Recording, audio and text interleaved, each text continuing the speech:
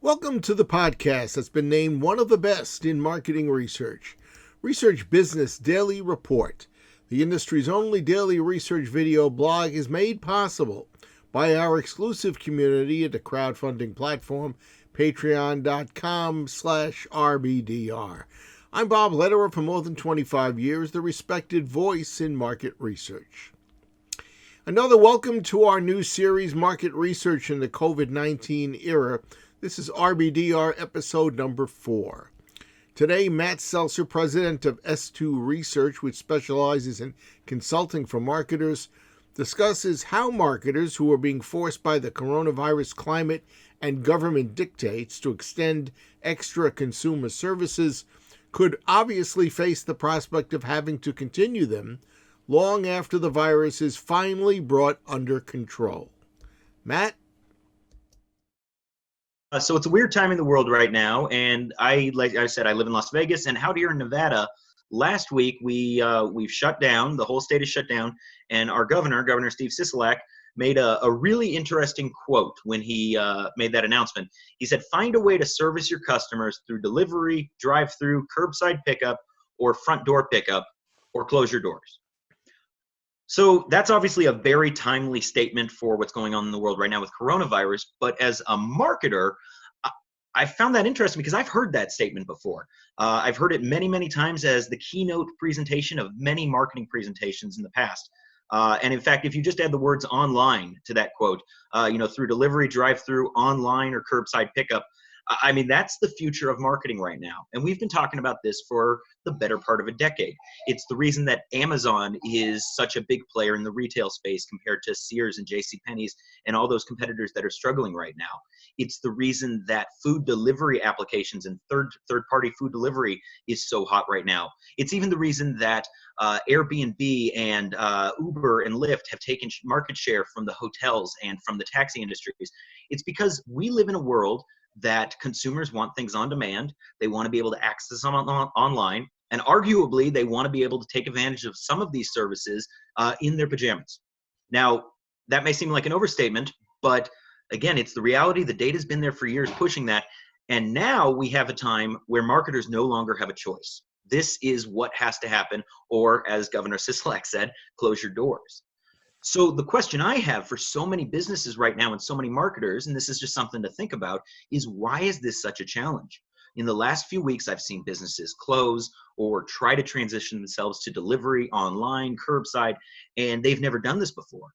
And that's interesting to me because the data for the last 5 to 10 years has said this is where you have to go. To me, the biggest challenge that these businesses have is the challenge of change, the challenge of understanding where the trends are going. And that really right there is the call to action to marketers and market researchers everywhere. Marketers have the power to transition to online, to build out revised business strategies that take advantage of how consumers want to deal with products and services now. So this is an interesting exercise because, again, businesses no longer have a choice. They're forced to make this transition. So what can businesses and marketers do now? First and foremost, I saw a great stat the other day that the majority of consumers want to hear from businesses. They want to hear what's going on with coronavirus, what their opinion is, what they're doing because of it. Are they keeping their doors open? Are they still servicing people? What are they doing for their employees? This isn't necessarily a call to action to sell, but it is something that consumers are wanting in the marketplace right now. And if an email or a mass communication like that is difficult for a business to do because they've never done it before, that's a great opportunity for marketers. So again, what I'm really kind of stressing right here is we've had a great opportunity for a few years now to grow businesses through this innovative marketing channel. Now it's become a necessity, and marketers are being tasked with leading that charge and helping many businesses transition through this bizarre time in the world and still become profitable, still keep their ethereal doors open because we are going to an online for the most part. But really, it's a modern world, it's a modern marketing world, and it's up to marketers to help businesses overcome that challenge. Is this something that's going to play out after the coronavirus scare? Is this something that we're just doing right now, or is it something that needs to be thought of in the future? And the biggest thing from a consumer standpoint is we are transitioning now.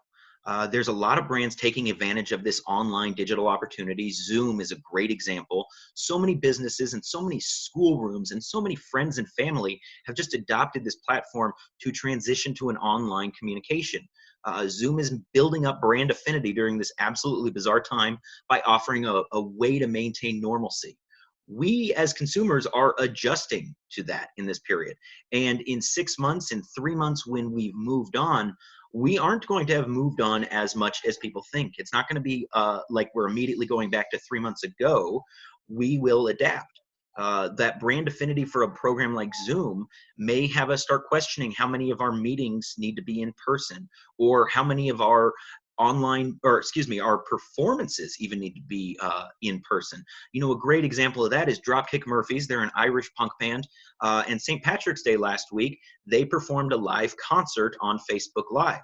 They took advantage of a situation and actually made themselves more accessible to a wider consumer audience.